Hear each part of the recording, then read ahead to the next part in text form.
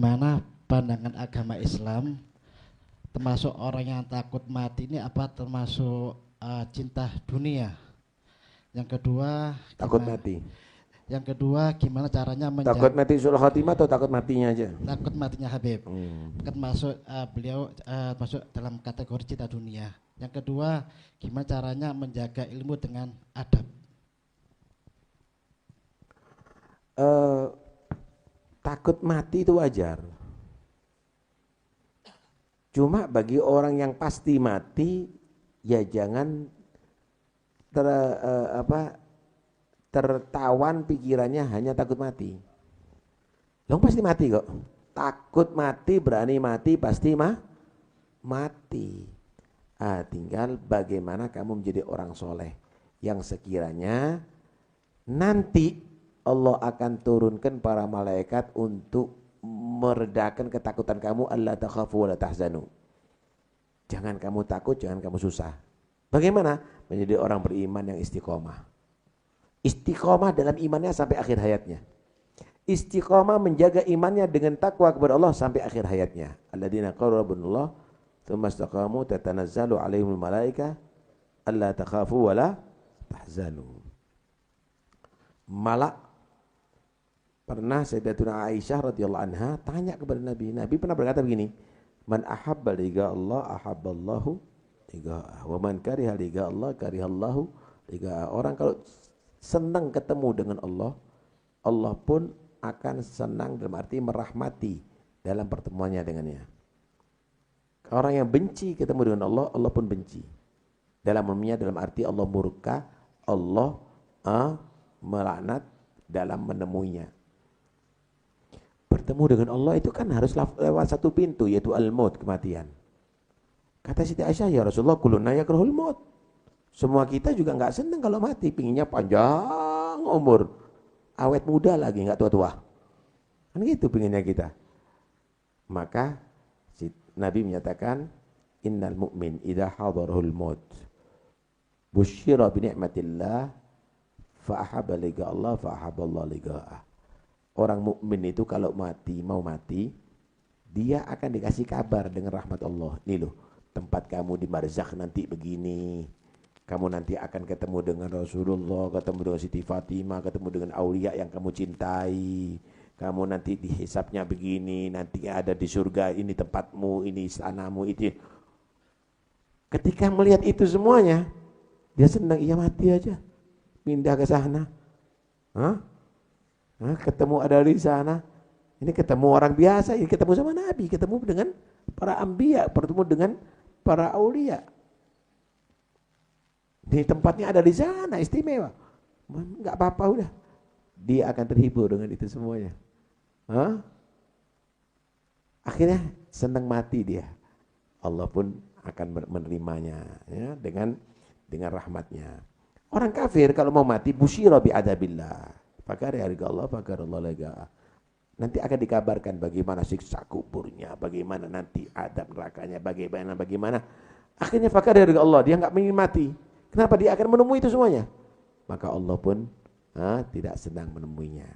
Nah, karena itu yang paling penting jangan takut mati.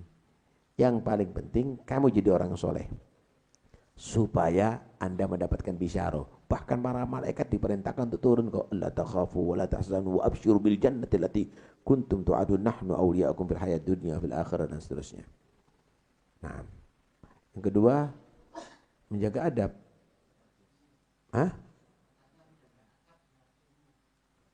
Ya, jadi ilmu itu saudara harus dibarengi dengan adab. Adab itu yang menjadi sebab amal itu bisa diterima. Kalau ilmu itu adalah menjadi sebab amal kita sah. Enggak semua yang sah itu bisa diterima oleh Allah. Nih, tak kasih contoh. Anda misalnya sholat. Nah, Anda misalnya sholat. Sholat itu Kalau Anda hanya sekedar sah-sahan aja, pakai sarung colongan sah, pakai ghosab sah, nutup aurat sah, tapi Anda tidak beradab. Bagaimana kamu sholat dengan pakaian yang haram? Bagaimana kamu tadi itu dengan pakaian tidak sopan, dengan apa? Dengan cara yang tidak sopan. Akhirnya sah secara fikih sholatnya, tapi nggak diterima. Karena itu Sayyidina Ali karamallahu wajhahu berkata begini, kunu liqabulil a'mal aktsara ihtimaman minal amal. Kunu liqabulil amal aktsara ihtimaman minal amal. Jadikanlah kamu tadi itu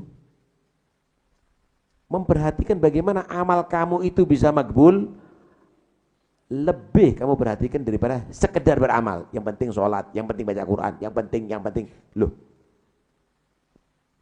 sholat yang diterima, baca Quran yang diterima, ibadah yang diterima, zikir yang diterima. Jangan yang penting sholat, walaupun dengan pakaian haram gitu, walaupun di tempat orang tanpa izin begitu. Iya, sia-sia nantinya.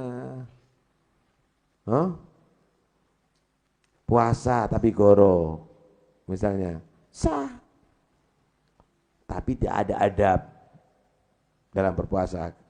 Kenapa? Puasa itu diperintahkan oleh Allah la'allakum tattaqun, meninggalkan takwa. Ya berarti nggak beradab walaupun sah secara fikih. Karena itu adab itu harus diperhatikan untuk supaya amal kita makbul di sisi Allah Subhanahu wa taala. Kira-kira mau ndak sholat Jumat imamnya pakai sarung tok, ndak pakai baju? Mau ente? Makmum? Ndak, kenapa? Lu kan sah, nutup aurat kan dia. Yang penting nutup aurat, sah, tapi nggak ada adab. Nggak ada adab itu orang. Paham ya? Karena itu penting, itu adab dilakukan. Katakan ij'al ilmaka milhan wa adabaka daqiqa. Kalau membuat roti itu, jadikan ilmu kamu itu seperti garam sekedar, tapi adabnya kamu itu seperti tepung. Kira-kira kalau membuat roti, tepungnya lebih banyak atau garamnya lebih banyak? Ya, tepungnya lebih banyak. Adab harus betul-betul dimaksimalkan. Ilmu itu sebagai penyedap, tapi intinya adalah adab.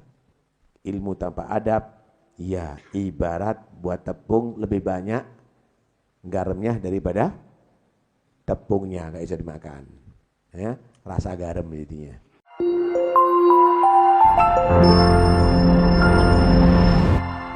Damaikan hati, sejukkan jiwa. 107,7 FM Radio Suara Nabawi Pasuruan.